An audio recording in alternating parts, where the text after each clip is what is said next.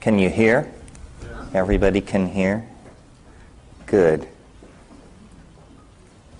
Well, I like to lead with good news, so let me assure you that at no point this evening will I read from or quote the poet Rumi.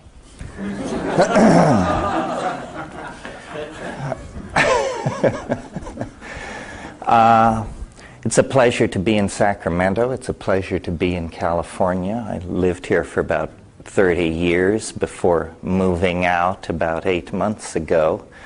Lived over in Occidental. So I sort of feel like this is a hometown congregation.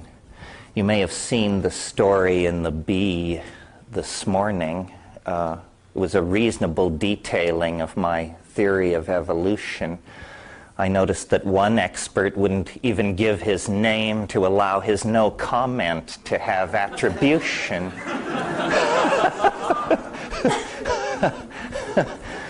Gentlemen, this is no way to behave in the face of an ideological revolution. Anyway, and plus, it isn't even my weirdest idea. But that was left unmentioned, thankfully, in the article.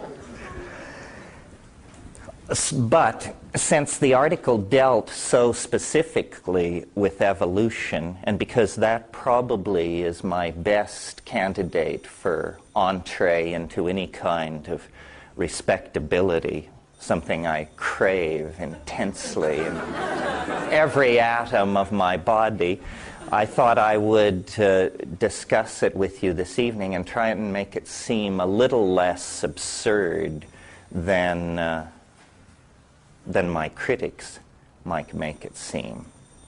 First of all, let me lay out for you the nature of the problem.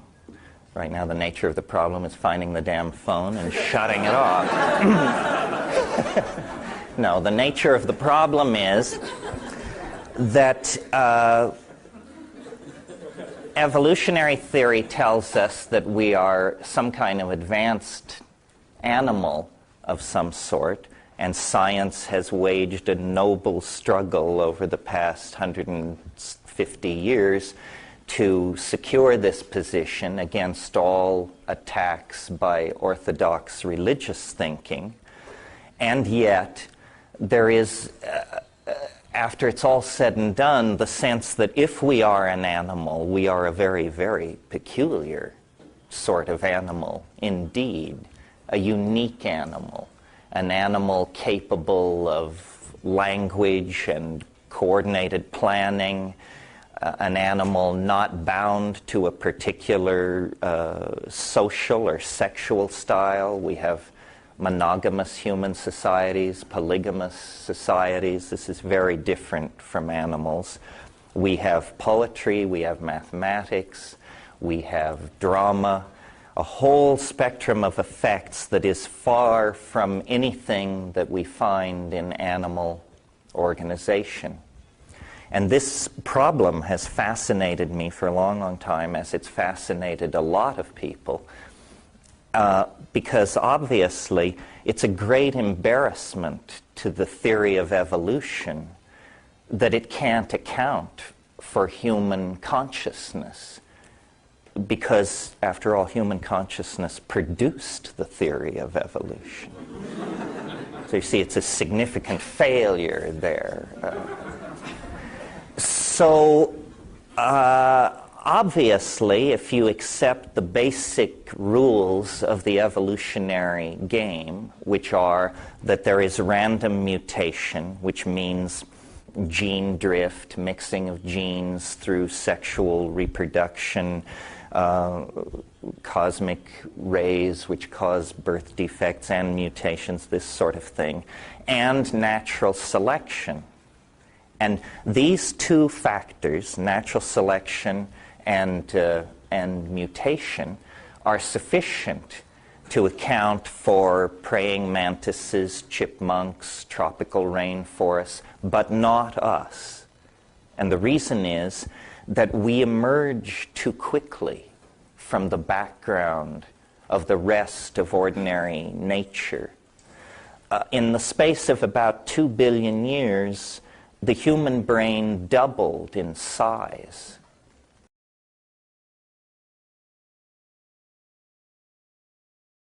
And Lumholtz, who is an orthodox evolutionary biologist, calls this the most dramatic transformation of a major organ of a higher animal in the entire history of life.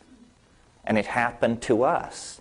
It happened to that very organ that is responsible for the theory of evolution. So what extraordinary confluence of factors could have come together there to take essentially an arboreal monkey, an ape of some sort, that had been at an evolutionary climax in the canopy of the rainforest for a couple of million years. What extraordinary set of factors could then set that creature marching down the road toward, you know, Elvis, the internet, Bill Clinton, and all the rest of it? Well, you would imagine, or I imagined when I first started thinking about this, that there must be some huge edifice of established theory that we have to go up in there and blow up. Surely somebody has staked out this ground and made some kind of an argument about human consciousness. Well, in terms of science, not, or almost not. I mean, in terms of religion, it's simple. I mean, God made us from the clay of the earth. In terms of science, the best shot is pretty weak soup from my point of view. Here's what science is telling us. That when you throw something, you have to plan. Because once you let go of whatever it is you're throwing, you can no longer control it. And so because we were small and weak and hunted in packs, we learned to throw like hell at very large, on-rushing, woolly fellow mammals of various sorts. And you had to plan your throw. Consequently, we developed brain capacity to do this and had enough left over to invent quantum physics, paint the Mona Lisa, invent the phonetic alphabet, philosophy, religion, and all the rest of it. In other words, it was the coordination of the hand and the eye to the throwing arm, this is what the Orthodox folks tell us, that gave us this extra brain capacity that we sort of then managed into human civilization. Well, notice that this would make the pinnacle of the evolutionary ladder the gum-chewing big league baseball pitcher. Because, you know, he can put that pill right across the plate at high speed time after time. As somebody who learned everything they know about sadomasochism in PE class, I'm not really ready to embrace this theory. It definitely runs against my paradigm. So here, I've built another story, and it, to my mind, meets the objections, answers the question, where did consciousness come from? But instead of doing it very nicely and neatly, it raises, in the very act of answering this question, other questions, maybe more closer to home. Questions that reflect on our social organization, our politics, how we treat each other in the here and now, even with implications for the future. But we'll get to that. For the moment, let me just run through this for you. There's a sort of a basic situation that all theories of evolution have to come to terms with. And this is that our remote proto-hominid, primate, ape ancestors developed in Africa If you have a non-African theory of human origin, and there are such things, but the evidence is strongly against you. If it were stock, I'd sell. The evidence is pretty strong that whatever happened that brought us out of the animal body, it happened in Africa. Well, all animals tend to, and plants for that matter, tend to reach evolutionary climax and occupy a niche and stabilize in that niche. Cockroaches, ants achieved this hundreds of millions of years ago and have not changed greatly since. Most of biology is this iterative occupation of a climaxed niche. Very little of biology is the pushing forward into radical new forms, new species, still rarer, new genera. For that, there has to be disruption of some sort of the environment. And it can be the meandering of a river or an asteroid strike or the retreat of a glacier, something which creates open land. Well, for 5-6 million years now, the African continent has been slowly drying. And 3 million years ago, it was covered by rainforest at the equator from east to west. And that was the environment of the human ancestor types. They were canopy dwelling, they were fruit eating, they ate some percentage of insects, composed their diet. They had a pack signaling repertoire that was fairly complicated by animal standards. And there they were, happily living in the canopy. But Africa began to dry up, and they came under nutritional pressure. Now, simpler animals, insects, for example, when their food source is withdrawn, they usually buy the farm. They don't have much flexibility of diet. If you've ever tried to raise caterpillars into butterflies for your children, you know that if you give the caterpillars the wrong leaves, they just can't make any sense out of it and they die. More advanced animals, when confronted with dietary pressure or disappearance of ordinary food supplies, before they give up the ghost, they will experiment with other food sources in the environment.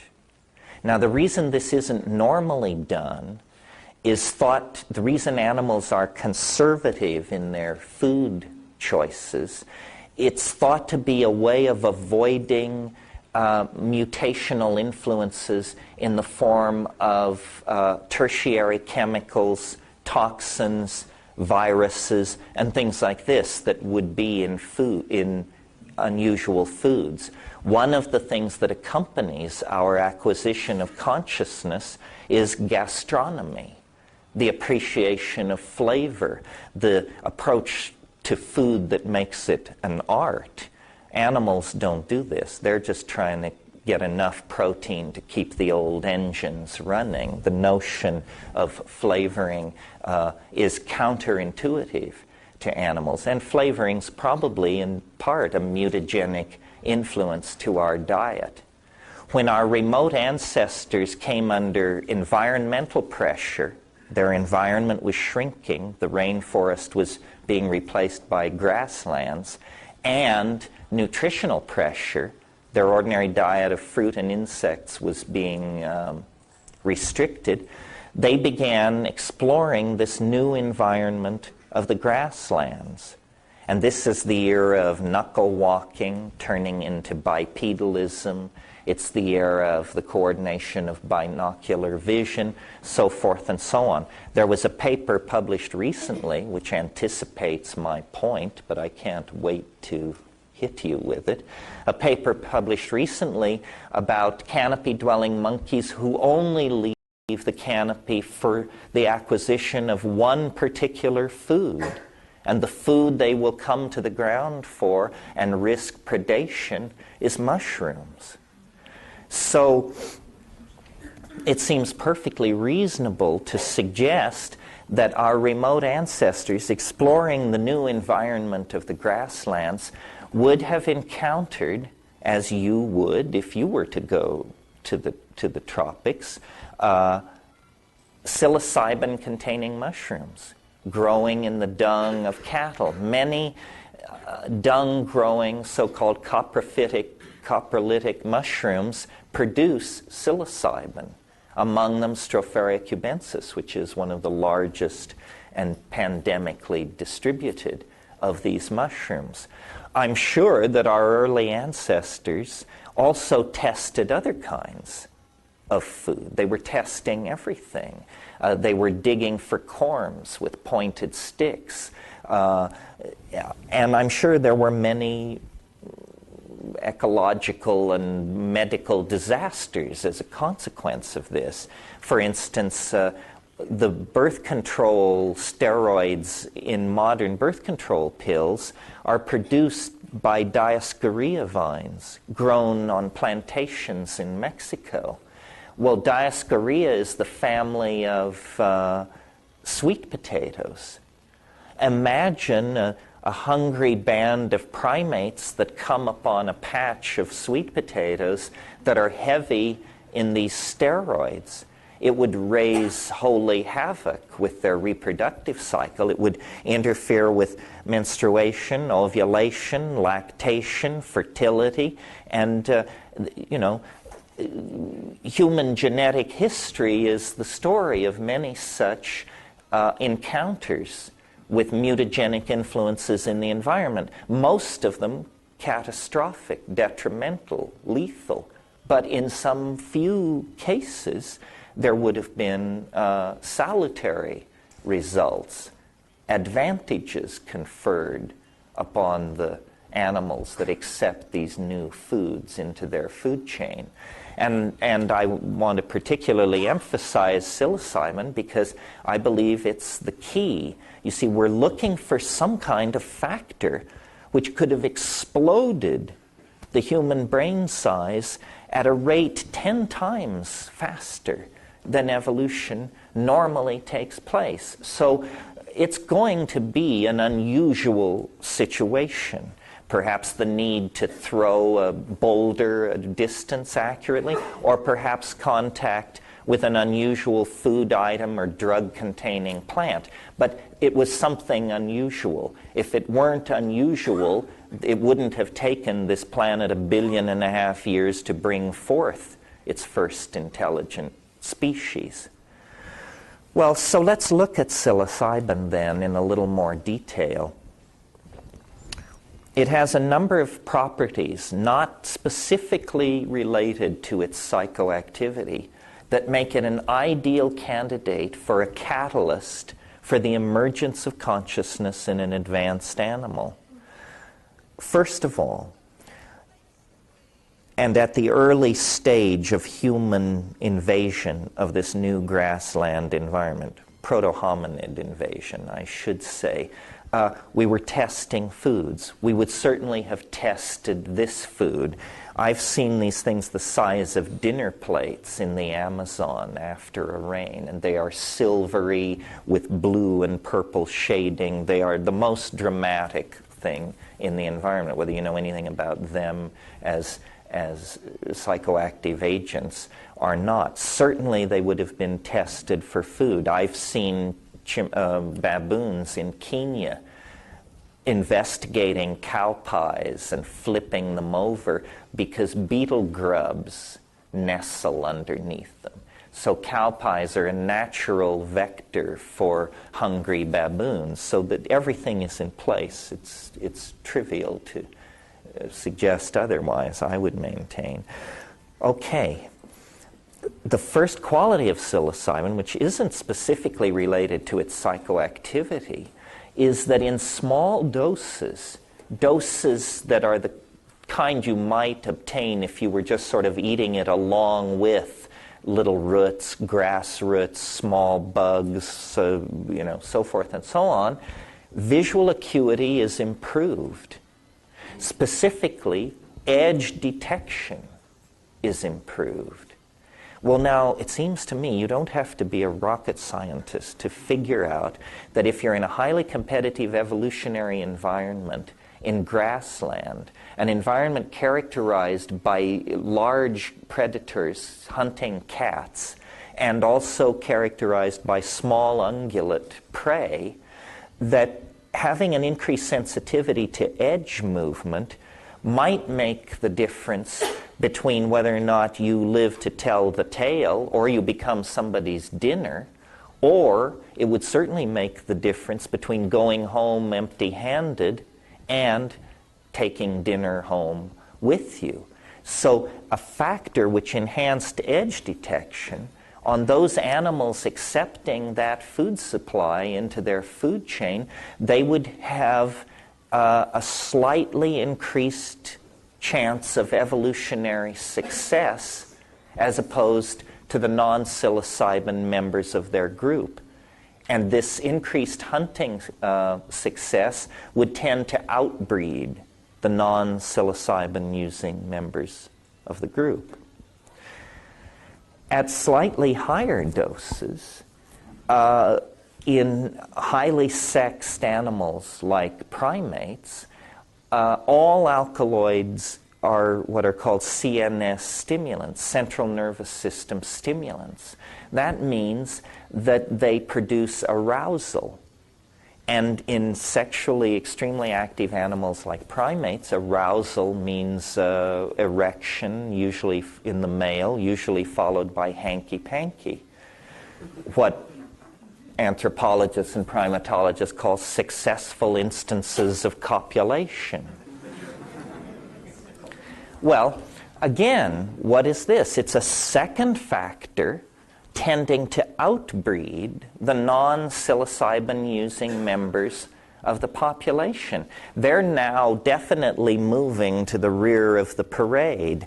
They don't have as much hunting success. They don't have as much food for themselves and their offspring. They're not having as much sex, so they're not having as many offspring. And, you know, in terms of rising and falling numbers, those that have some allergy, prejudice, or fear of the mushroom are just being shunted out of the breeding population. Well, at still higher doses, approaching effective doses of 20 milligrams or more, in other words, 4 grams dried and up, or 45 grams wet and up, hunting is out of the question. Sex is something you can consider, but it's out of the question.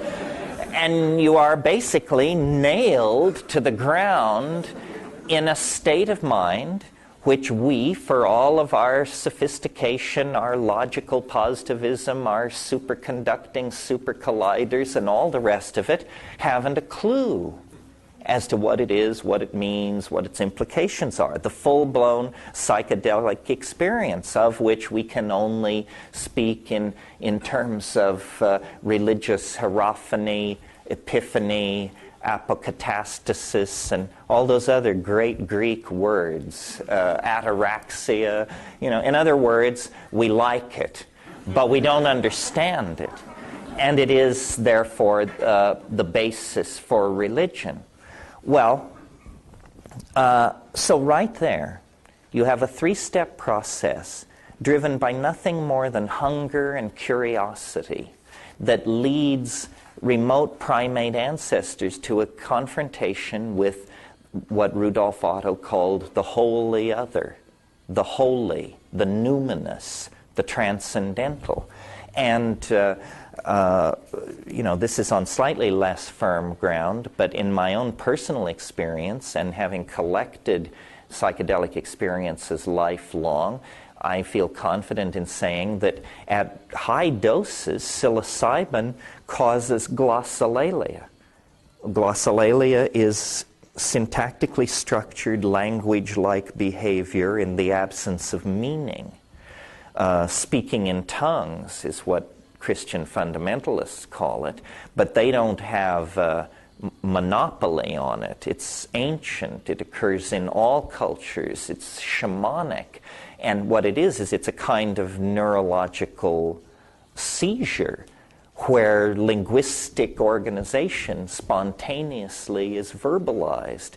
No animal does this. It must have something to do with the acquisition of language by human beings. And what I think is going on is that probably language was entertainment long before it was meaning. That it's a kind of tuneless singing. And that having discovered that we could make an almost endless repertoire of small mouth noises, we did this for each other, for amusement, to pass the time. I mean, God knows there was a lot of it. And it probably was very late in the evolution of this ability that some very tight-assed rational type said, you know, we could attach a specific meaning to a specific sound, and then every time I made that sound, you'd know what I meant, and then you could go and get it for me. You see? It's a sort of, it's the as long as you're up, get me a grants theory of language. So that's the basic idea. And I really believe that sometime in the last 50,000 years, before 12,000 years ago, a kind of paradise came into existence. A situation in which men and women, parents and children, people and animals, human institutions and the land, all were in dynamic balance. And not in any primitive sense at all. Language was fully developed. Poetry may have been at its climax. Dance, magic, poetics, altruism, philosophy. There's no reason to think that these things were not practiced as adroitly as we practice them today. And it was under the aegis of the boundary-dissolving influence of psilocybin. We were nomadic. We were breeders and caretakers of cattle. We worshipped a great goddess. We followed a yearly round in a vast grassland cut by crystal streams that were washing down out of the higher altitudes. And we were probably black as your hat, for that matter. And it was great. Well, if it was so great, what happened? Well, the very forces which created this situation, and you will recall what it was the drying of the African continent, forcing us out of the trees, forcing us to change our diet, forcing us to accept a dung-growing mushroom. And there were other factors forcing us into consciousness as well. When we became omnivorous, the first form of consciousness is having the point of view of your prey. Predatory animals have the highest form of animal consciousness, big cats, but it's a consciousness of the exterior world. Psilocybin forced us beyond that into consciousness of the imaginal world, the world of the imagination inside our heads. What happened was the mushroom faded. The climate changed. What had been everywhere became seasonal, moved into the rain shadows of mountains, became the prerogative of a special class of people called shamans, who were like the designated hitters for dealing with the hyperspace of the mythos.